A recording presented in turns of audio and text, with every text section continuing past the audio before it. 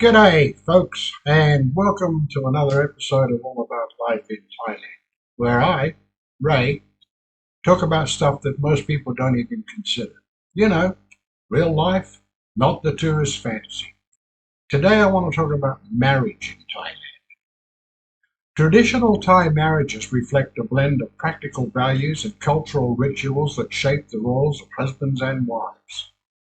While contemporary relationships emphasize mutual respect and emotional commitment, historical customs reveal a hierarchical structure where men are viewed as providers and women as caretakers.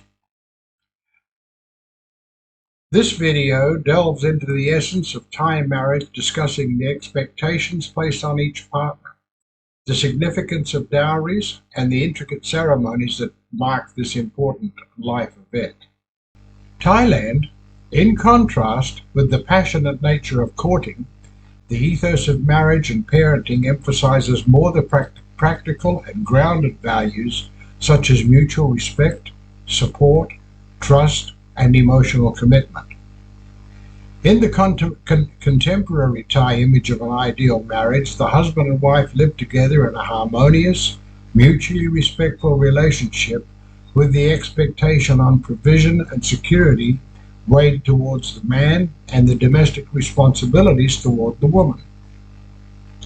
A traditional Thai expression compares a married couple to an elephant, with the husband as the two front legs and the wife as the back ones.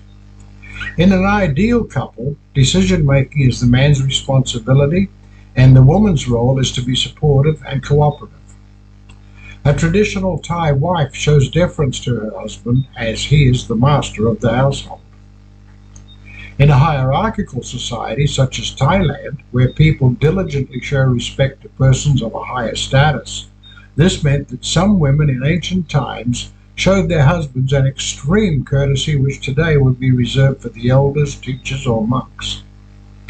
In the past few decades, lower and middle class women have increasingly worked outside of the home, while continuing to be in charge of the household chores and childcare.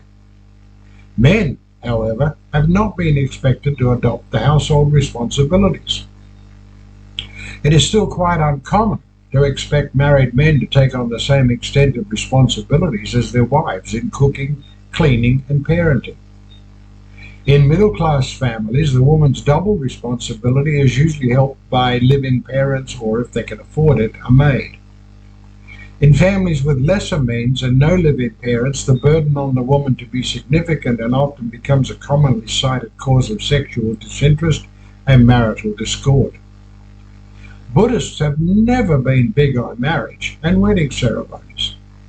In the past, a young man who wanted to marry a young woman moved in with her family and worked for her family for a period of around 2 years.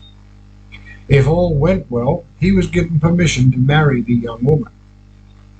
Even today, in many cases, only wealthy and middle-class families have weddings. Other couples simply live together until they are considered married. Honeymoons have traditionally not been a custom in Thailand.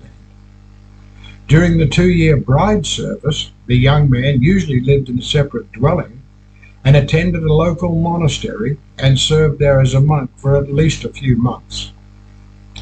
When his monk service was finished, the man was regarded as morally prepared for marriage. Often, after that, the young man began building a house for himself and his bride that would be furnished by his father-in-law. The time and date of a wedding has traditionally been set by an astrologer or fortune teller. Auspicious months include the ninth month because it is associated with wealth and progress, and even lunar months with the exception of the 10th and 12th months.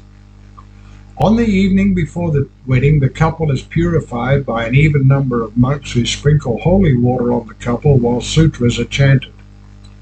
After marriage, a couple usually lives with the bride's family or sometimes the groom's family for a period of time before they can afford their own house.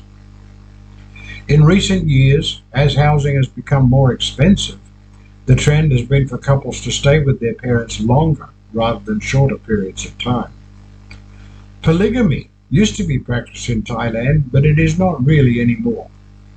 In a 2001 Time sex survey, 78% of males and 82% of females said that monogamy was important to them, and 32% of males and 25% of females said it was important to marry a virgin. Okay, cobbers, this was a short one, and that's it from me. If you found the information of interest, please share your thoughts in the comments below. Thanks for staying to the end. Until the next time, share, take care, and hooroo.